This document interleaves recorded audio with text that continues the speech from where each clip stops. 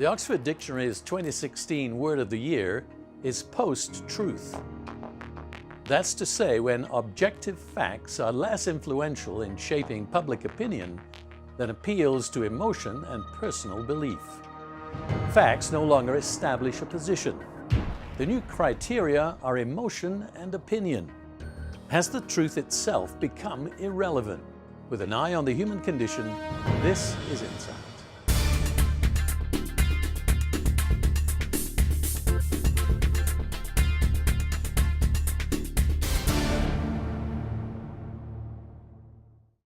Oxford Dictionaries reports that the first known use of the term post-truth was in 1992.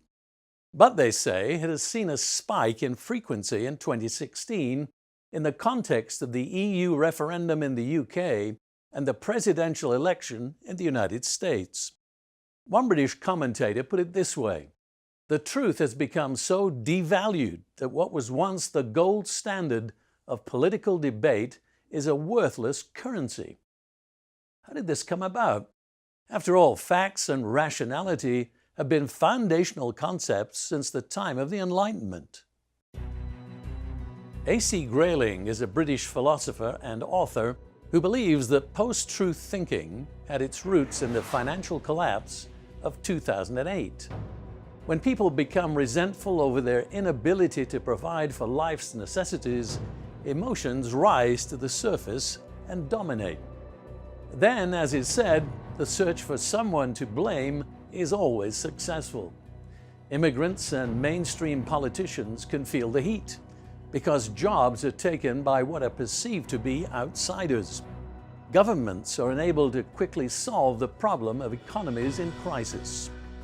Add to this the spread of social media and its immediacy, and you have the growing predominance of opinion over fact. In a recent appearance on Sky News, Professor Grayling described the expanding opinion sphere.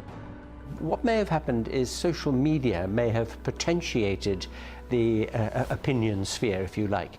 Everybody's entitled to an opinion, but suddenly opinions begin to have a lot of traction out there in cyberspace because people are tweeting them, putting them up on Facebook, feeling that they are empowered by being able to publish their views. With the proliferation of social media, individuals feel an increasing need to express their opinion about everything. The ensuing public debate has become an emotional battlefield. Given the current social media climate, it's no surprise that we've entered the era of fake news, when a few false claims on Twitter can be presented as the equivalent of reams of research. Grayling further comments that lurking in the background of post-truth, we can find postmodernism and relativism. These two approaches teach that there is no such thing as objective truth. Everything is an invented script, a story manufactured by separate but equal individuals. Everything becomes relative. The idea that there can be absolutes or the true facts of a matter no longer counts for anything. Professor Grayling warns that this kind of thinking can lead to the corruption of intellectual integrity, resulting in damage to the whole fabric of democracy. And so we might ask, has truth become a casualty of wrong thinking? A similar discussion took place 2,000 years ago, as recorded in a well-known biblical account.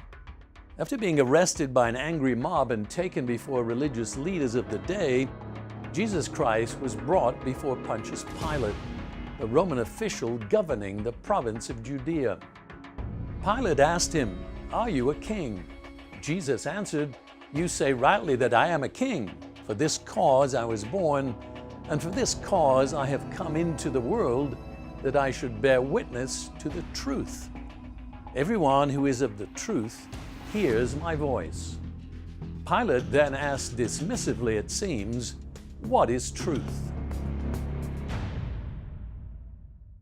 According to the New Testament, just a day or so before Pilate asked that important question, Jesus gave the answer. At the Last Supper, Jesus prayed for protection for his followers. He said, "I do not pray that you should take them out of the world, but that you should keep them from the evil one. Sanctify them by your truth. Your word is truth. God's law, as contained within the Bible, defines right behavior. If we want to know how to successfully coexist with others, we should consult God, not seek out human opinion.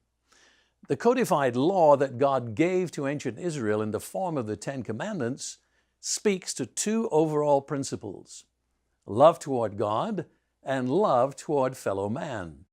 These are absolutes. Obedience to the law of God is the way that leads to lasting peace between individuals and between nations. In modern political debate, it's easy to get caught up in the notion of post-truth, where feelings and opinions eclipse moral absolutes. But in the end, it's those truths that will stand the test of time. So how important is truth? When questioned by religious leaders of his day, Jesus told the Jews who had believed him, "If you abide in my word, you are truly my disciples. You will know the truth, and the truth will set you free." If you'd like to know more, search keyword truth at vision.org. For Insight, I'm David Hulme.